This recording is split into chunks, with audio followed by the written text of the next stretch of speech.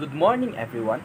Our topic of discussion for today is about structuralism and the semiotic analysis of culture, presented to you by Group D. Here are the key topics for the lesson. Now, let us proceed to our first subject of discussion, which is about the characteristics of structuralism. But before we go in depth about this lesson, you should know that structuralism is a diverse field, and so we must have prior knowledge about the core features to structuralist approaches to culture.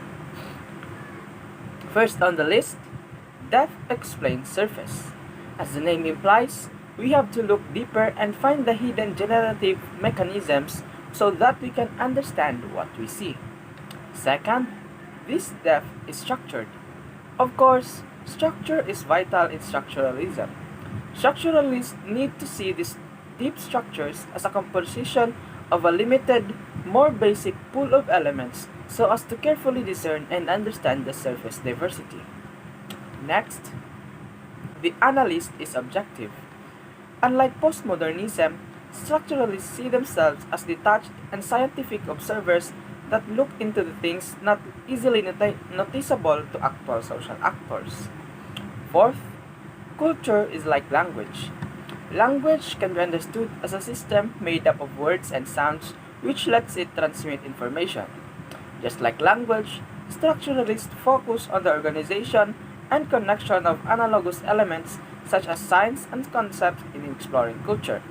Such process is sometimes thought of as one involving the decoding of semiotic processes.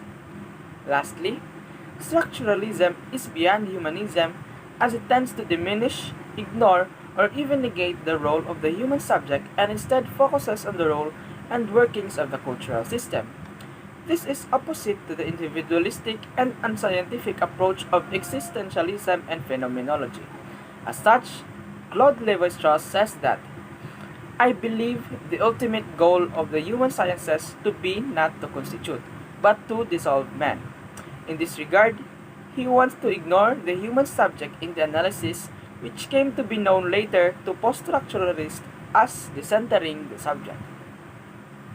Now that we're done with this matter, let us move on to where most of it all began, to the works of the Swiss linguist and semiotician Ferdinand de Saussure. Fun fact, or rather a sad fact. Although he was an intelligent person who even became a subject of study today, his works and contributions as a thinker were only recognized after his death. But more importantly, let us now look at his works and contributions to structuralism. Saussure's book, The Course of General Linguistics, laid the foundations for a structuralist approach to language and to culture more generally. According to him, language consisted of an acoustic image such as words and sounds linked to concepts having a relationship of purely a matter of convention. He also said that the linguistic sign is arbitrary. As such, there was no absolute reason why the word dog would mean a dog, but why, when we mention a dog, a certain image of an animal comes to mind. As per Saussure, this is because of the contrasting meanings in the language system. In other words, we can tell that the word dog means a dog because it has a distinct meaning different from that of a cat, a tree, or any other word. This means that if a word exists solely on its own, we cannot give it a sure meaning and can give out countless signs because a difference between words would not exist. Words, then, is a part of a network of signs that are tied together by structure of differences. For Saussure, synchronic analysis of language that involves mapping out a language system at a given moment in time is more preferable than using the diachronic approach or tracing the word's history. He also stressed the importance of differentiating parole, referring to what words people actually say, from langue, which is the entire system that underpinned parole. However, he was more inclined to langue, as he wanted to explore the underlying linguistic system that lets us say anything.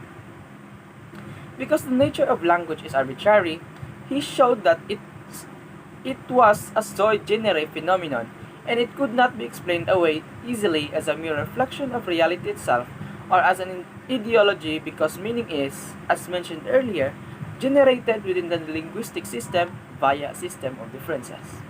As such, Saussure, in his course in general linguistics, suggested that it was possible to, quote, conceive of a science which studies the role of science as a part of social life. We shall call it semiology. It would investigate the nature of science and the laws governing them. Linguistics is only one branch of this general science. Thus, the word semiology was given birth, which means, in simple words, the study of signs and symbols and their use or interpretation. While linguistics has remained the keystone of the structuralist movement, developments in anthropology, psychoanalysis, and cultural studies have established semiology as an innovative and powerful tradition that covers diverse disciplinary fields. So good day everyone, my name is Lefri Jericoanon and I will discuss to you the person who has great contribution to cultural studies, and this is Claude Lévi-Strauss. So, who is Claude Lévi-Strauss? He is a leading structuralist theorist of culture, and he is known for his autobiographical named Tristes Tropiques in 1933 to 1973. And these Tristes Tropiques provides some examples of fields with similar properties to structuralism, which informed his early intellectual development. So the work of Claude Lévi-Strauss are connected to intellectual development jud siya. Before he became a well-known structuralist theorist of culture, their early influencer who made Lévi-Strauss a great thinker. So these are Marx, Freud, and geology. So first, Marx. For Marx, as we know naman no, if we hear Marx kay iyahang theory is all about Marxism, right? So, why Lévi influenced by Marx? Because Lévi impressed by the power and consistency of Marx's thought. Kay why? Ngano? Because as we know naman no, grabe kayo ang Marxism kasikat. I mean, useful sa mga theories, particularly sa structuralism, and as we hear in our intro to let theory nga subject is si Marxism jud ang gina-use sa mga another theorist or thinker. Though Lévi was impressed by Marxist thought, he never get the whole ideas of Marxism. So why?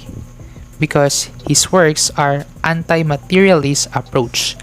Anti-materialist approach means that this kung sa tuwa pa are religious beliefs that are specifically opposed to materialism. Like for example, sa anti-materialist approach is idealism, which holds that the ultimate nature of reality is based on mind or ideas. Next no kay si Freud. So, if we hear about Sigmund Freud, what comes in our mind first? Basically, Freud is the father of modern psychology. So why Lévi influences by Freud's works? As we know naman no nga, ang works ni Freud is all about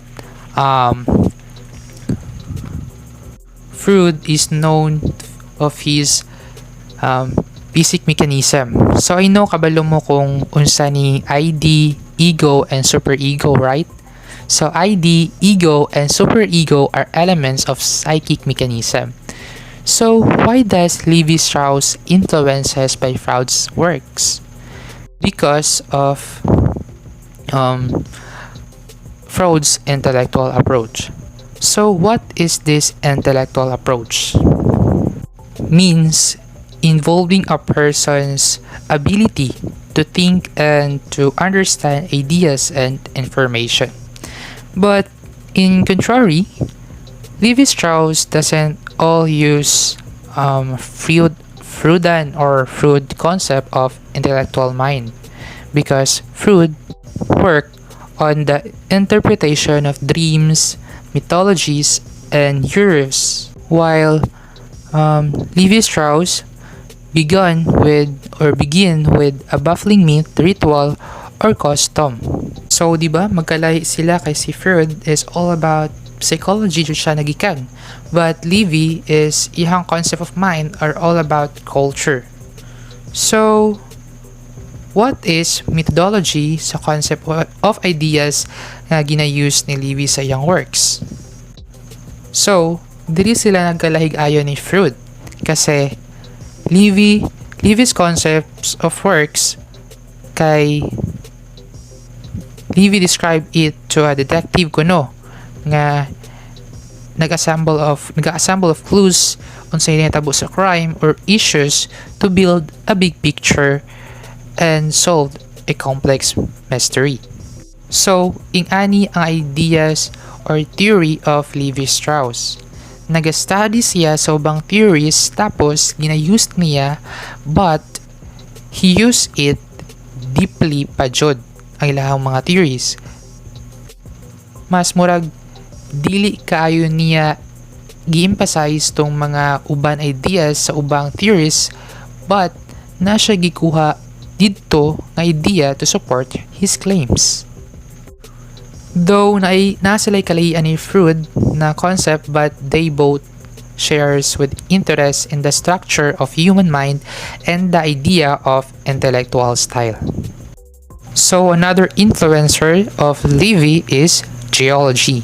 So if we hear the word geology, we can say that it is the study of landscape.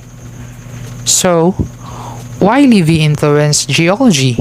Because in his childhood, he began to appreciate the fact that the hidden structures in the bedrock means the hard, solid rock beneath surface materials such as soil and gravel. So as we dula sa kanang Minecraft, katong pinakailalom nga bedrock, mo to siya ang bedrock, katong imurahog yuta nga sa pinakailalom jud, mo to siya ang bedrock. Si bedrocks could be used to account for patterns in the landscape. Do you know, grabe kayong pagtanaw ni Levi sa iyang pagkabata? He compared himself to a scientist nga nag-uncover daw siya mga patterns. And his pattern lies in visible landscape. Means, it talks about that how landform integrate. If natural ba siya pagkahimo or man-made ba ang pagkahimo sa landscape. So those influencers, Levi sum up their ideas. He said here nga all three demonstrate the understanding consists in reducing one type of reality to another. That the true reality is never the most obvious, and the nature of truth is already indicated by the care it takes to remain elusive. So here, it demonstrates that we must look behind consciousness for a real understanding of man.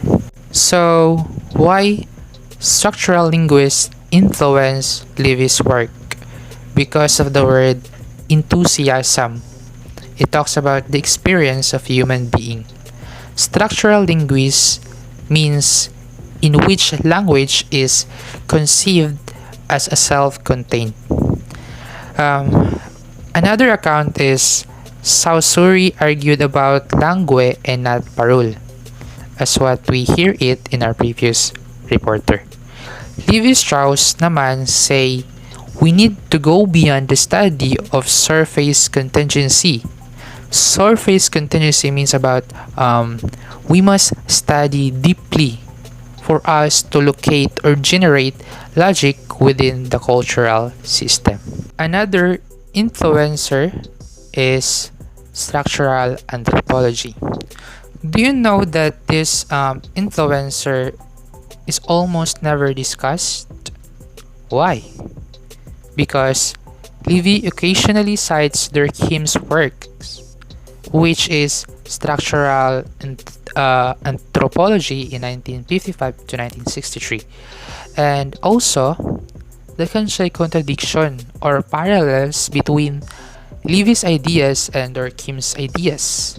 Kasi for Durkheim, society is moral force. Moral force means nga it is morality na kailangan makita siya sa society. For Levy, society daw is intellectual force. Intellectual force means involving a person's ability to think and to understand ideas.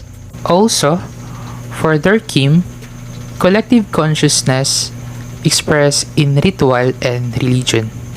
While for Levy, collective unconscious kuno reveals itself through myth. Though Durkheim and Levy has contradiction or parallels, there are also similarities. Their work both abstract, ideal, and mental. And their works are both primitive and modern. Primitive means that talks about history. It is from the history to modernism. And Levy's ideas about the binary opposition of sacred and profane was prefigured by Durkheim. Kaya nahimo sila the same ang ilahang vision about the binary opposition of sacred and profane. Sacred refers to symbols of religious beliefs, and profane refers to which not sacred or biblical.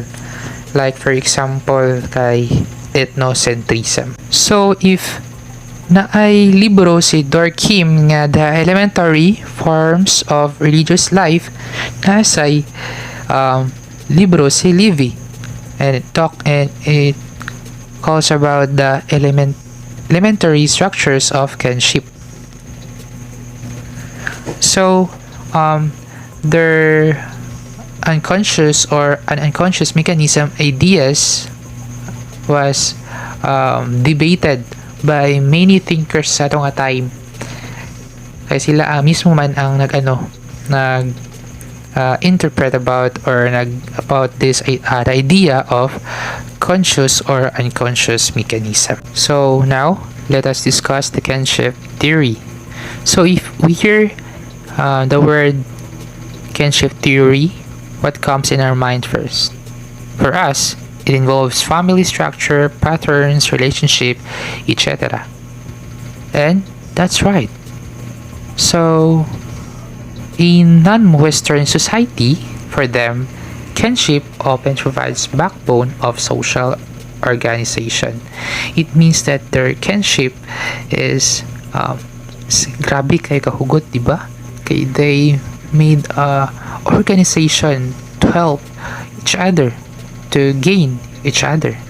Ana ang the meaning of kinship in non-Western societies. So for Levy, kinship for him is a system could be reduced to a limit pool of type. Nga naman, because for Levy, the understanding of kinship system was made possible by applying lessons from linguistic to the analysis of social phenomena. In his views kasi ni Levi-Strauss, kinship system were like language in that both exchange and were a form of communication that reflected the higher intellectual faculties of human mind.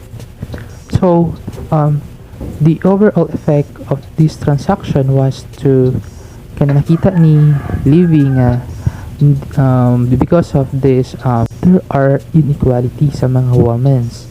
It has a engender humanity, society, and human communication.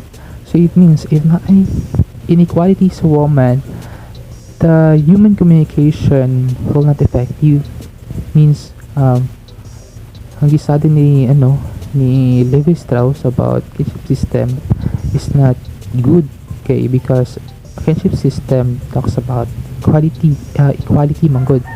So kaya he writes the praise the emergence of symbolic thought must have required that woman, like words, should be things that we were exchanged. So it means here that woman symbolize siya ni Levi Strauss as because like words it has a meaning, diba? Ang words. So that means that woman must have a meaning, must treat equality. Kaya mga nakita ni Levi Strauss about sa human society. So, the elementary structure of kinship ni Levi stands as a cornerstone in application of structuralist thinking and linguistic analogies to the study of cultural phenomena. So it means kaning nga book ni Levi Strauss becomes very famous in cultural studies. Okay, it helps those thinker linguistic analogy to refer their ideas to the elementary structure of kinship. That's the reason why Levi Strauss his works became improved and he switched the focus of his powerful analytical mind from kinship system towards the study of myth and classification.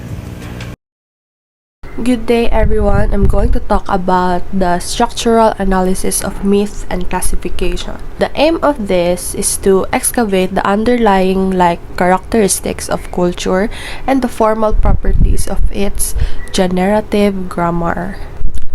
So, Levi Strauss believed that through this method, he would be able to reach a significant knowledge of unconscious attitudes of the society or societies under consideration.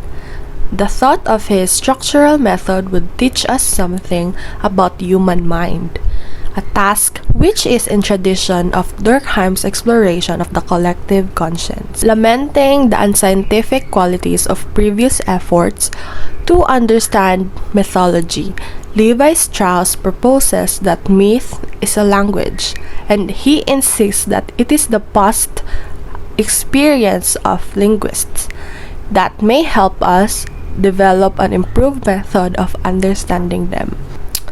He suggests that myths are constructed from smaller units, also known as mythemes. It is the meaning of a given myth, and it is derived from this, and it reflects the way they are combined in large patterns. According to Levi Strauss, the binary opposition of this kind, underrating or overrating, are a fundamental property of myth and how we endow it with a deeper structural meaning that we might miss if we only look at the plot. So, this process of creating culture from nature is frequently involved in systems of transformations, in which the elements in pre-existing symbols are taken up to be recombined in new patterns by use of analogies and comparisons. A mythical thought can be innovative. He suggested that primitive thought operated by means of science of the concrete. The bricolage is the process of improvisation of the human endeavor. This built up classification system and knowledge by locating difference and resemblance in things according to their superficial appearance and use of value. So let's talk about the evaluation of Levi Strauss.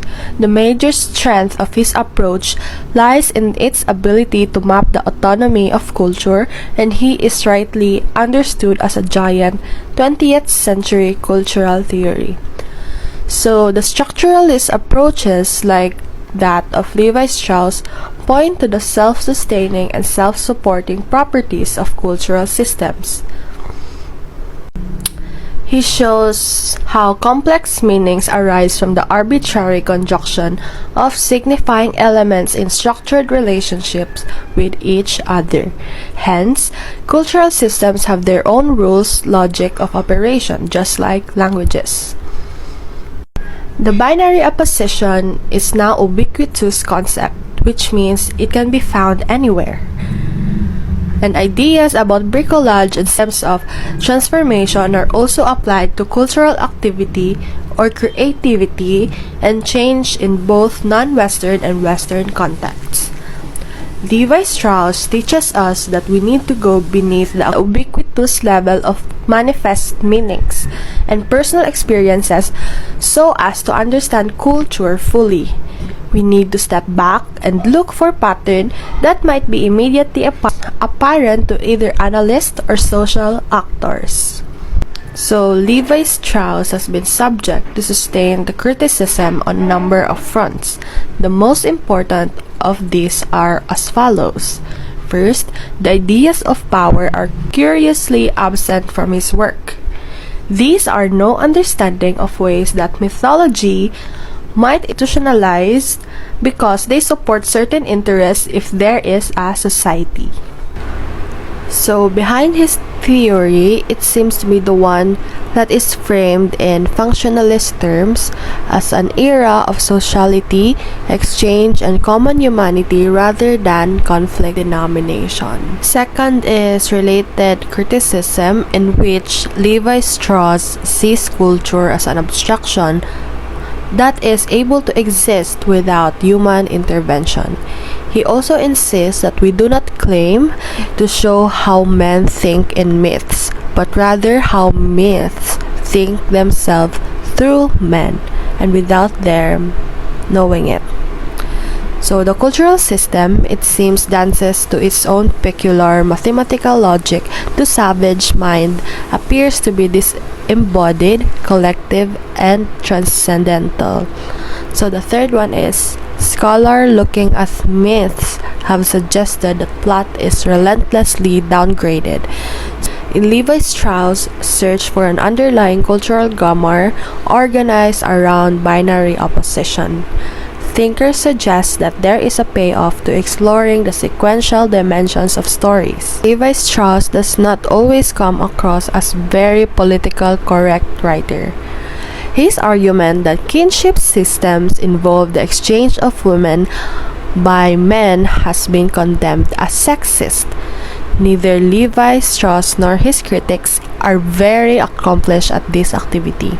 Technical criticism. It has been suggested that he fundamentally and misunderstood many core concepts in linguistics when applying them to cultural materials.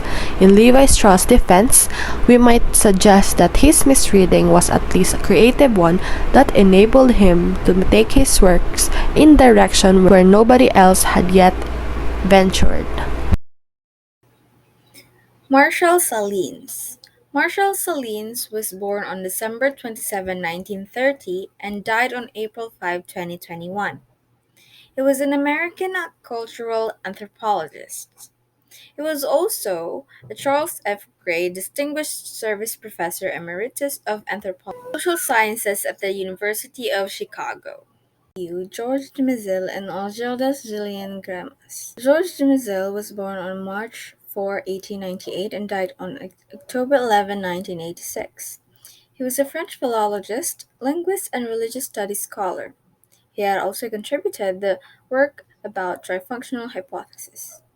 Algildas Gillian Gramas was born on March 9, 1917, and died on February 27, 1992.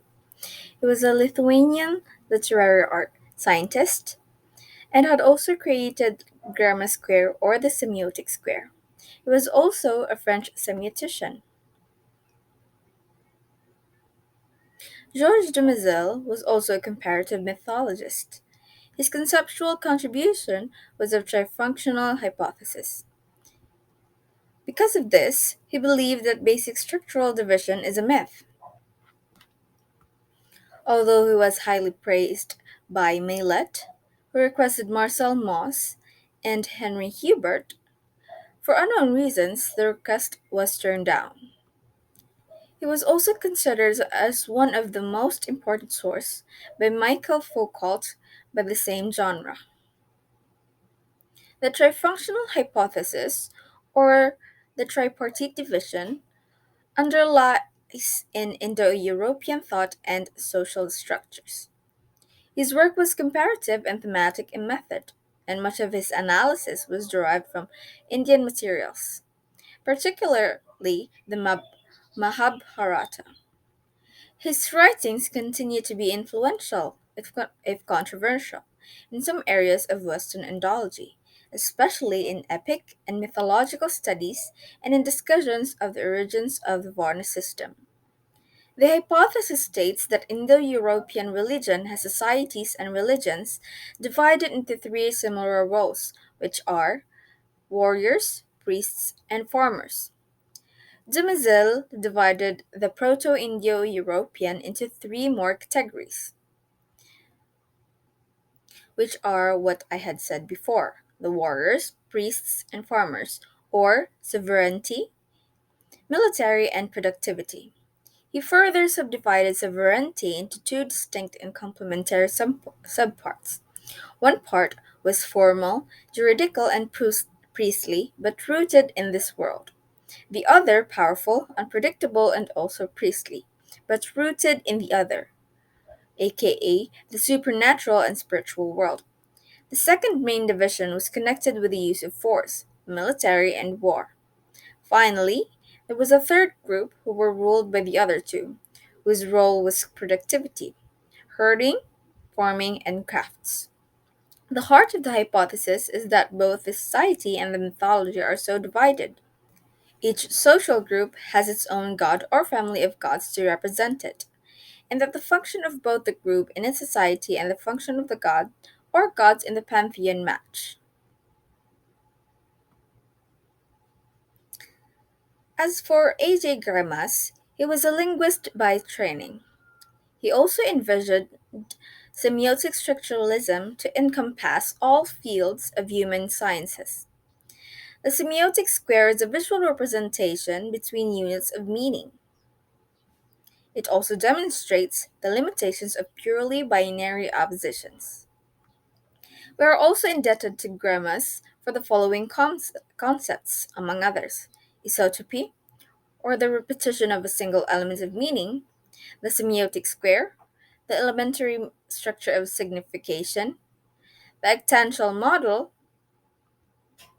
which breaks an action down into six actions; and the narrative program, which represents an action as two opposite states in succession.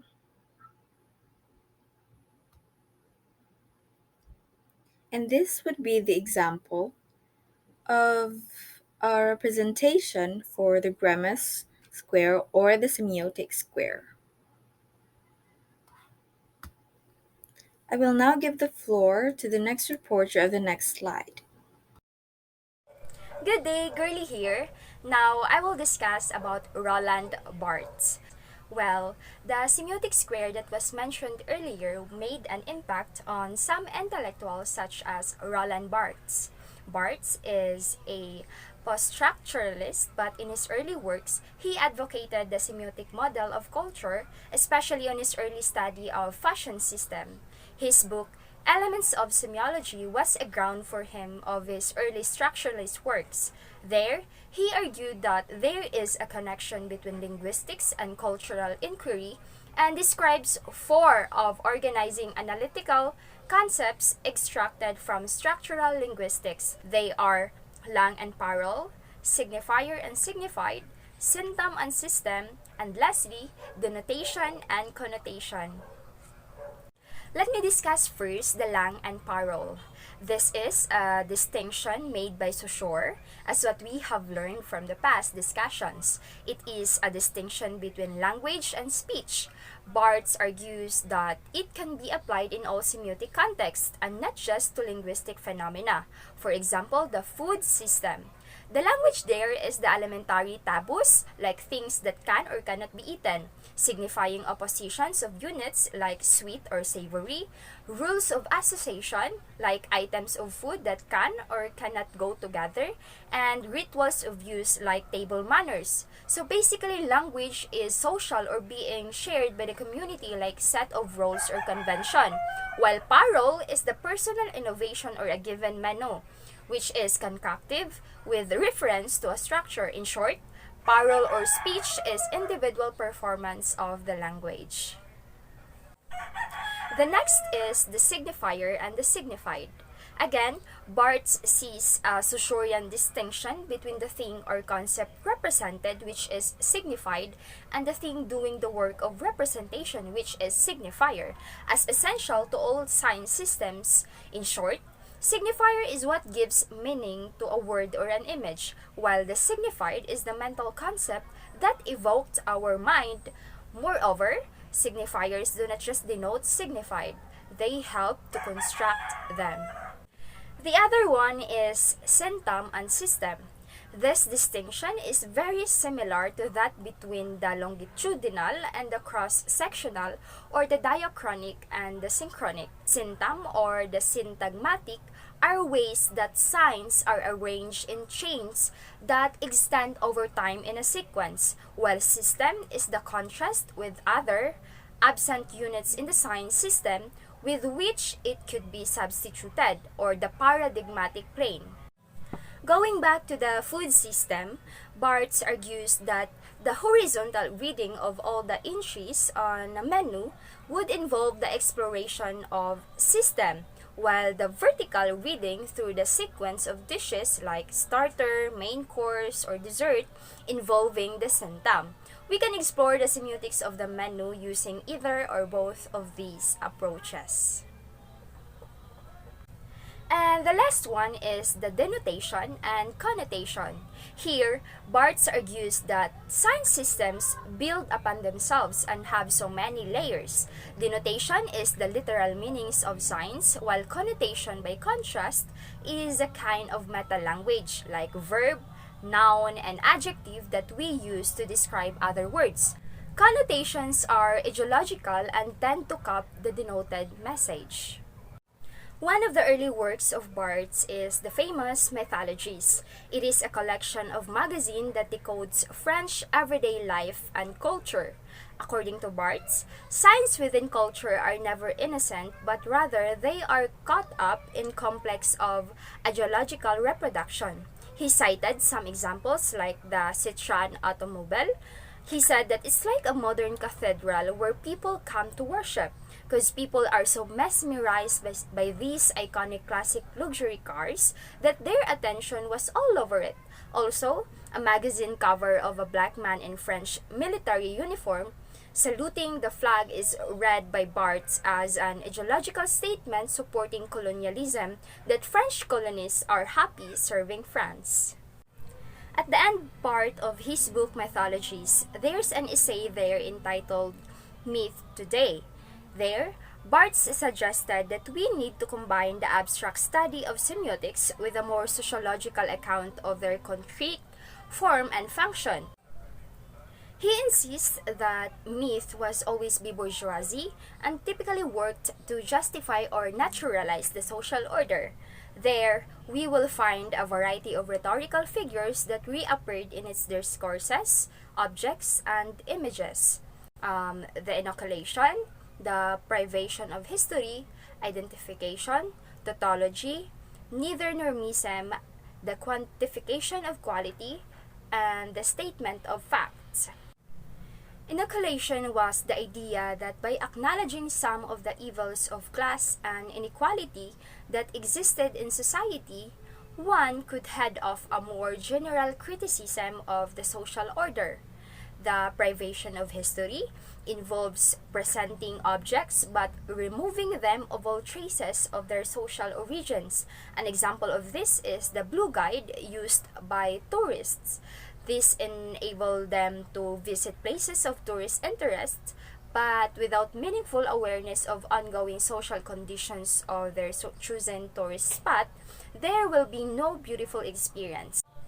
Identification refers to the processes where we either compare or contrast ourselves to others. An example of Barthes is, if a black soldier is saluting the flag, do he feel more proud than a French citizen?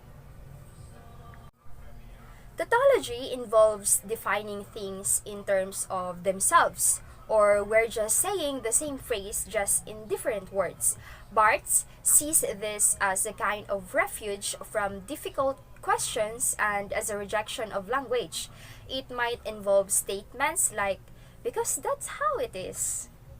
Neither normism involves balancing two alternatives and then rejecting them both, presumably in favor of the status quo, or to maintain the current situation or the current condition.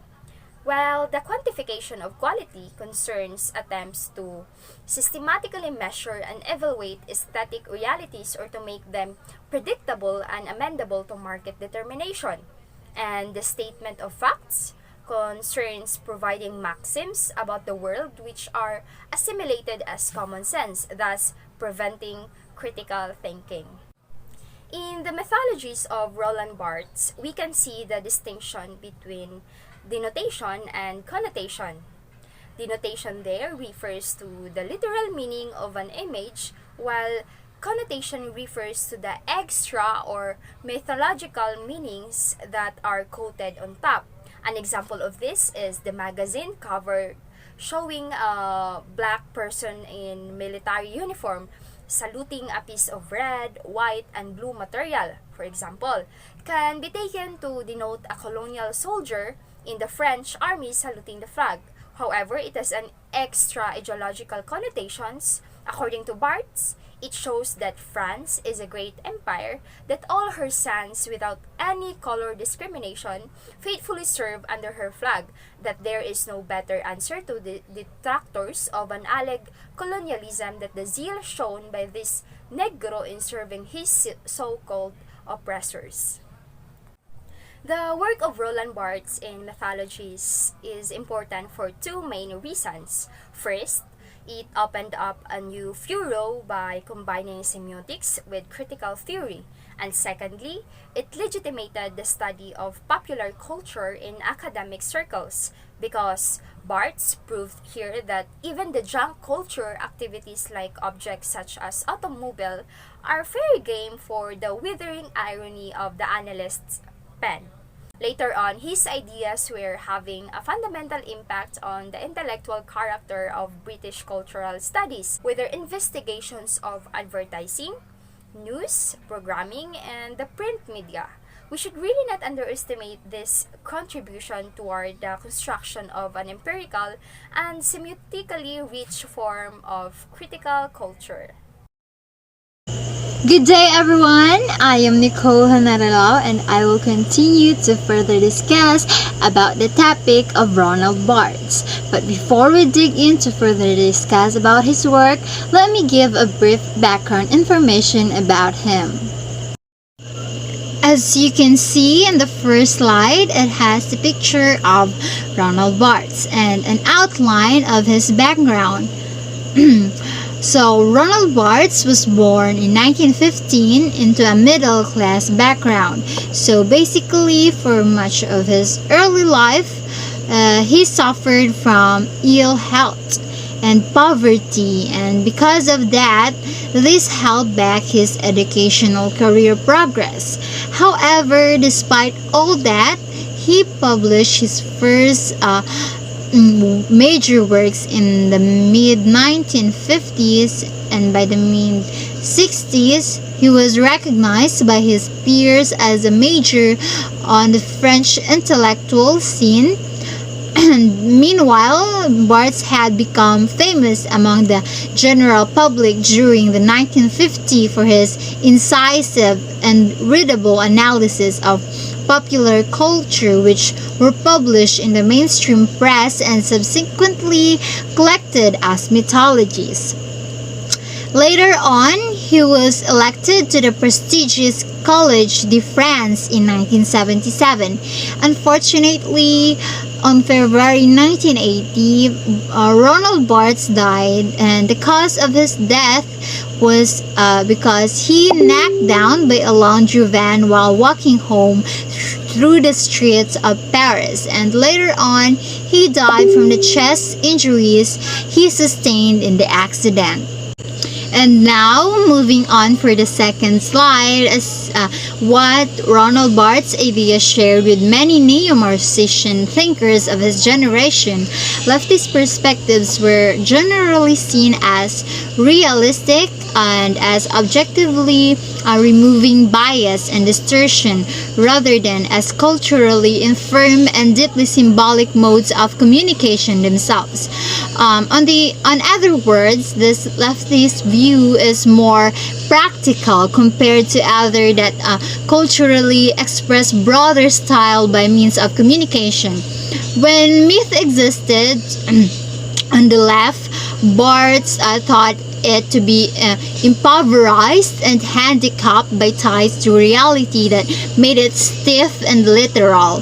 Hence, Barthes' idea of myth in left is to reduce or make it poor in quality and restrain it by ties to realistic way, which is stiff and literal. And for the second and third bullet, as you can see in the screen, which Barthes draws a difference between the mythologies and the myth consumers. This myth consumer, for Barthes, the latter group been seduced and outmaneuvered by the mythologies of bourgeois society, but at the same time can participate in a full and active social life. As we all know, bourgeois is a member of the middle class in France, and for Barthes, this bourgeois society wants to gain an advantage and somewhat can participate in a full and active social life. As you can remember, the mythologies had been discussed by the previous reporter, which defined as the earlier work consists of a collection of magazine articles written by Barthes himself, which discover the French everyday life and culture. Mythologies, by contrast, are somewhat lonely, if heroic figures excluded from society and history by virtue of their ironic stance. Unlike the myth consumer, which they can participate in a full and active life, as what full and active social life, as what I've said earlier. Mythologies is somewhat lonely and excluded from society. It is because of their virtue of ironic stance.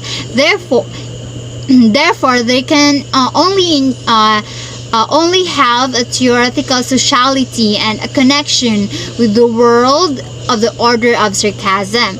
For example, in Barthes' description of soap and detergent advertisements, the consumers are presented as uncritical dopes who buy fully into the advertisement's claim of purity and whiteness.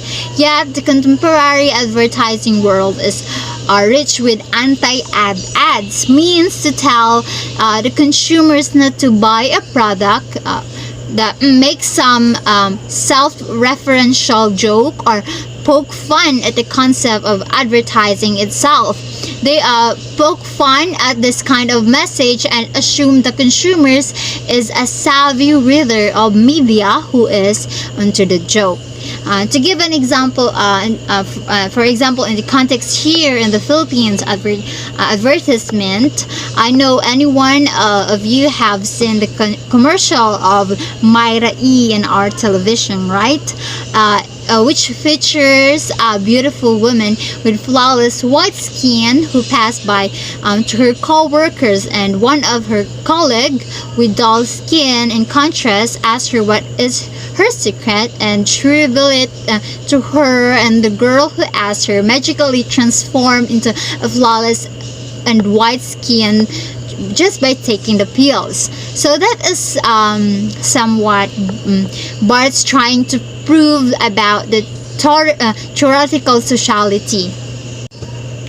Now let's move on for the third slide. For this slide, to the last one. This outline the overall central themes at stake here concern the sensual pleasures of reading and the active power of the reader. In 1970, Barthes undertook the study of a novella, Saracen by Balzac. This text is often held to mark a decisive bridging point between his structuralism and post-structuralism. The book consists of an incredibly detailed line-by-line analysis of the codes behind the story. Barthes fragments the story into chunks of text and refers these to codes that the reader draws upon in making scene of the narrative. Barthes also argues that these codes exist in both specific literary conditions and our cultures. Our ability to make a text mean anything depends upon our ability to mobilize these codes. This project consists with the scientific orientation of semiotics, which aims to at disclosing the rules through meanings become possible. Barthes argues that there is no single definitive meaning to the story. What he meant to suggest is that the complex codes in operation overlap with each other in a predictable ways. There's an excess of meaning. The codes open up possibilities for alternative interpretations, and so there is a role for the reader in making sense of text. Barthes suggests that a simple example of this can be seen in the way that a book never means exactly the same thing the second time we read it. Rather, notice different things and make different connections, both within the text and to outside events, and even to our own life experiences. Right? Each time we encounter it. For example, when we read our favorite book and when we read it again, it is not exactly have the same thing. It is not exactly have the same meaning when we read it twice or over and over again. What Barthes trying to prove is that the reader can interpret, realize things and experiences it in our life, and from time to time it somehow connects to the story or the content of the book we read. And for the last bullet for this slide, Barthes made a call for the study of the readerly and as well as the writerly. He argues that most literary texts are readerly in that they are open-ended. They invite and encourage diverse interpretations, the use of irony and reflexibility, while writerly texts, on the other hand, tend to be dry and literal. Whatever the nature of the text, Barthes places a great emphasis of the power of readerly actively to deliberate the diverse meanings of any given book. Finally, for the last slide, which I'll going to discuss about hedonism, pleasure of the text, and of course, a aphoristic approach. As the 1970s progressed, Barthes came to advocate hedonism as a strategy for reading, a decisive move away from the cool scientific detachment of classical structuralism. Many argue that the pleasure of the text, as what Barthes written, is notably post-structural for the way that Barthes abandons the effort to construct a coherent theory or systematic reading. For his aphoristic approach, and perhaps most importantly, Barthes emphasizes where the sensual and intellectual joy that can come from engaging with the text. He suggested that each reader derives their embodied pleasure from the text, depending upon their psychological and sexual profile. This means, for example, for his aphoristic approach is when we read a book or a story, there's a part of the book, for example, that is something intimidating and sensual. Perhaps other people somehow will feel a romantic excitement towards the text, but in contrary, other people might also feel the opposite, or it can depend upon their psychological and sexual profile, and that embody the concept of pleasure from the text. This leads to diverse reading styles and strategies as what each reader looks, interprets, and takes away from the text whatever gives them pleasure. Fundamental to this argument was the concept of jouissance. It is a French word that encompasses sensations of ecstasy and sexual release, or what we called orgasm. Barthes saw texts carrying with them a pleasure that was akin to sex. The pleasure of the text is like that unbearable, impossible, purely fictional moment when the libertine, tasting the end of the risque plot, cuts the rope by which he is hung at the moment of orgasm. Barnes was at pains to stress the embodied nature of jouissance, as if to provide an alternative to the model of a rational inquiring mind and a rational semiotic process that lies behind orthodox structuralism. And lastly, with the pleasure of the text, then Barthes draws our attention to the pleasure of the text fusion, which is the intellectual, physical, and emotional.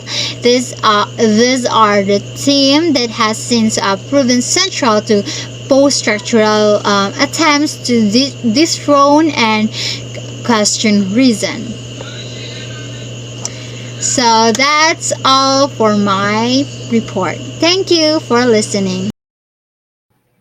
Marshall Sahlins, in his early work, was a rather materialist anthropologist, and the cultural mode of theory that was heavily informed by cultural structuralism.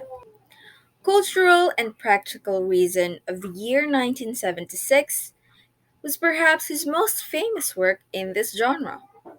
The sphere of production, Sahlins argues, is shot through with arbitrary cultural inputs that determine needs and wants. Cultural codes shape consumer preferences, which in turn shape economic production. The goods stand as an object code for the connotation. They contrast a kind of meta-language.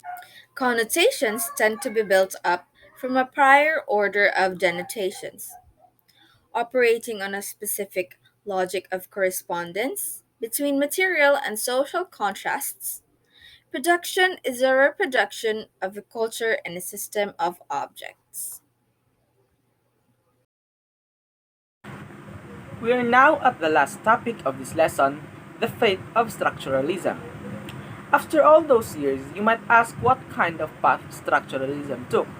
Well, to answer that, they went through a lot. Particularly during the 1950s, the influence of Levi Straussian approach to culture saw a speedy growth and reached its peak in the mid-1960s with the publication of The Savage Mind. However, during the late 1960s, they got into trouble owing to the Paris student uprising of 1968 and the Vietnam War. Clashes between police and demonstrators throughout the West suggested that a different kind of theory that paid greater attention to brute power and the role of the state might be needed.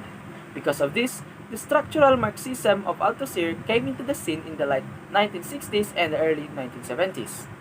It was also during this time when the Barthes approach fed into the development of contemporary critical cultural studies. Still, the works of Levi Strauss remained influential during this period. However, it was integrated with other intellectual traditions such as the Durkheimian theory in the work of Mary Douglas. Also, in the 1960s, fundamental claims were weakened. This is because the focus was shifted to the role of agency, institutions, and history in the construction and propagation of semiotic systems. An example of this work is the work of Pierre Bourdieu in the 1977, where he attempted to incorporate action, power, and change within a broadly structural understanding of cultural fields. Today, although structuralism is significantly not as popular anymore, it's still an important case of study as they laid the important groundwork for modern psychology. That concludes our report about structuralism and the semiotic analysis of culture. On behalf of Group D, thank you for earnestly listening. Have a wonderful day ahead.